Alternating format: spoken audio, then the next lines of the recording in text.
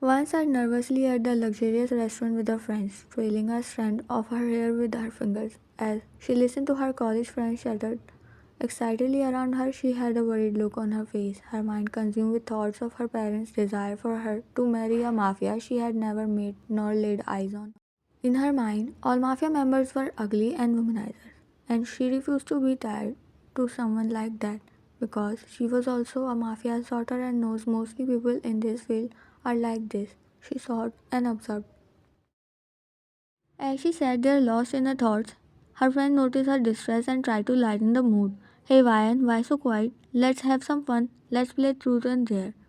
She suggested one forced a smile, grateful for the distraction. She joined in the game, feeling a bit more relaxed as her friend took turns daring each other to do silly things. Finally, it was Ryan's turn to choose, and she chose dare. Her best friend Sarah grinned mischievously. I dare you to leave your lipstick mark on that guy's shirt. She pointed towards a handsome man sitting at the next table, engrossed in conversation with another man. One's eyes widened in surprise. Sarah, are you crazy? What if he gets mad? She whispered, feeling a flutter of excitement in her stomach, while Sarah just laughed. Come on, it will be fun. Besides, he is hot, she teased, nudging Ryan playfully. With a mixture of nervous and excitement, Ryan agreed to the dare. Her heart pounding in her chest, she carefully applied a generous coat of red lipstick and stood up, making her way over the handsome stranger's table. As she reached to the stranger's table, she pretended to lose her balance and she left a perfect red imprint on his pristine white shirt. Oops, I'm sorry, she exclaimed, trying to sound innocent as she quickly backed away. The man glanced down at his shirt, a small smile playing at the corner of his lips. He didn't say anything, simply nodding his head in acknowledgement before excusing himself and walking away. Vine could not believe she had actually done it. She turned back to her friends, a proud smirk on her face as she joined them at their table. They erupted in cheers and applause, impressed by her bravery. That guy was so hot, Vine. You are a genius, Sarah exclaimed, clapping her hands excitedly while Mia also nodded in excitement. Vine blushed, feeling a rush of adrenaline as she soaked in their praise. She couldn't deny the thrill of the daring act, and she found herself secretly enjoying the rush it gave her. As the evening went on, Vine couldn't stop thinking about the handsome stranger and the way he had reacted to her bold move. She found herself stealing glances in his direction, hoping to catch another glimpse of him.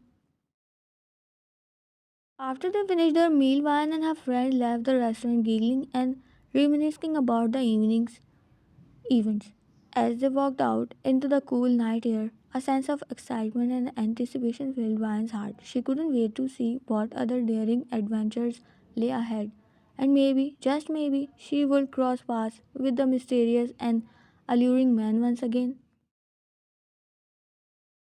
As they walked towards their cars, Vine felt a sense of anticipation bubbling inside her. As she reached her car, a familiar voice called out to her from the shadows. Startled, Vine turned to see the handsome stranger standing before her, a faint smile playing on his lips, the lipstick mark perfectly pasted on his shirt just above his heart. Hello, Vine. He said, his voice smooth and confident. I couldn't help but notice your daring move earlier. I must admit, I was impressed. Vine's heart raced as she gazed into his piercing eyes, confused as how he knows her name, a sense of unease mingling with a strange thrill. Who was this man and what did he want with her? She just hoped to cross paths someday, but this fast, her wish got heard, but now she was feeling nervous, maybe scared. Before she could utter a word, the man leaned in close, his breath warm against her ear. I have a proposition for you, Ryan, he whispered, his voice sending a shiver down her spine. Will you be willing to take a risk and step into my world? It's not for the faint of heart, but I believe you have what it takes. He leans back, sliding his hands in his pockets. He walked away with a grin, leaving Ryan froze on her place as she couldn't able to think straight. Yeah, you come here, she yelled as she come out of her thoughts, but the guy was already sat in his car. Yeah, who the hell are you? How did he know me? She yelled again frustratingly, but it was of no use because the car drove away in front of her eyes. Wine stood her heel in anger and frustration, glaring at the car. Aish, he knows me, how embarrassing. Sarah! She ground, lightly punching on the car roof. As she was feeling so embarrassed, thinking the guy knows her. That's why he didn't say anything, but if he knows her, then he must know her father too. But why he dared to flirt with her? Everything, every thought was confusing her, making her frustrated. I can't stand here and think about that. Whatever, she muttered and sat inside her car before driving back to her house. The whole night she think about that mysterious guy and her lipstick mark on his shirt. That was the first time she went too close to someone and it wasn't going out from her mind how much she tried. One side she was feeling thrilled, intimidating, and the other side she was confused and nervous, thinking his words that didn't stop ringing in her ear.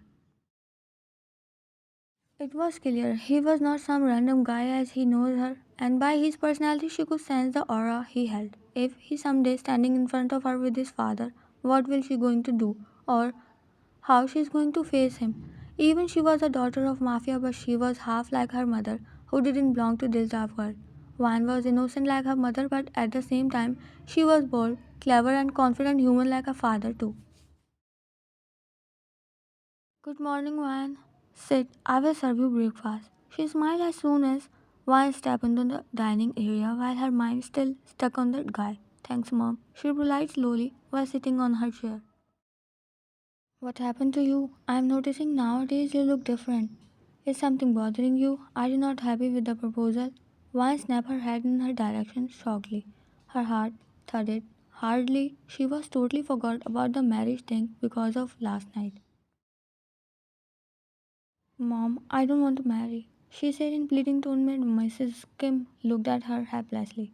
My love, you know your father. I can't do anything in this matter. Besides, Mr. June is a nice and handsome guy. She raised her hair softly while Van looked at her with pleading eyes. Sorry to interrupt mother daughter moment, but can I also join you too? He said playfully, made Van chuckle. He might be a strict father, but he was the best father for Van. Honey, she's upset because of marriage thing. I think we should give her some time to think about it, she said as she sat beside her husband. Well, you have a lot of time to think about this one. I found him perfect for you. If you want, you can meet him. That's not a problem. He said but Vine signed and shook her head, while Mr. and Mrs. Kim both exchanged confused glances. Do you have boyfriend? You can tell us. We don't have any problem. He asked as Vine looked at him with wide eyes before shaking her head in denial. I don't have any boyfriend, Dad. She replied slowly while fighting with the food in the plate. Ryan, don't overthink, just relax. We are not going to marry you off forcefully. Everything takes time, she said with a smile as Mr. Kim nodded.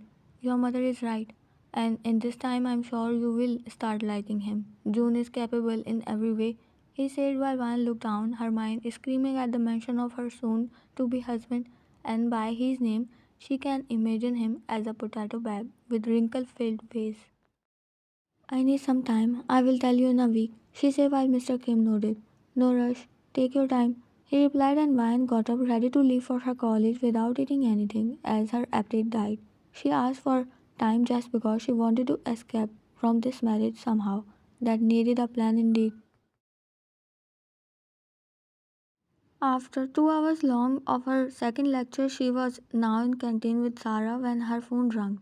Once frowned as it was a call from an unknown number. She felt weird and creepy as she thought about that guy that made her heart beat faster. But she answered as it was not confirmed who was calling her. Hello, who's this? She asked and waited for a response while Sarah also looked at her curiously. Van's heart was beating rapidly as she held her phone near her ear. Forgot about me so soon? The voice came from the other side, took her breath away. It was deep, and she could feel her palm start sweating when she recognized the voice. She was sure it was the guy of last night. It was totally creepy for her. She started feeling scared. I thought start my day hearing your voice, sweetie. One gulp, and without replying, she cut the call. What? Who called you? She asked as she noticed Vian's face turn pale. Sarah, I'm in trouble. That guy is stalking me now. Which guy are you talking about? She confusedly asked. That guy in the restaurant. I left lipstick mark on that guy's shirt. He knows me, my name. He was there when we left the restaurant. She started telling Sarah everything that happened last night mid Sarah felt goosebumps. Oh Moon, that's turned out a handsome stalker, she said while one glared her in disbelief. Handsome? He's creepy, maybe a psycho. I don't know what I'm going to do now. From where he got my number, she whispered real mid Sarah shrugged. Vine don't scare me and just blocked his number. She said as Vine nodded and quickly blocked his number. Meanwhile, the man chuckled, tracing his finger on the lipstick mark on his shirt. I thought you will fall and curse me, but I guess you are not that daring like you were last night when you gave me this beautiful mark of your delicate lips, Kim Wyan. He said while looking at his shirt that was hung perfectly on his closet. He didn't even give it for wash but keep it like a treasure. Let me sneak in your heart. You make me so obsessed. Give me a way to get inside your heart. I want to stay so close to you.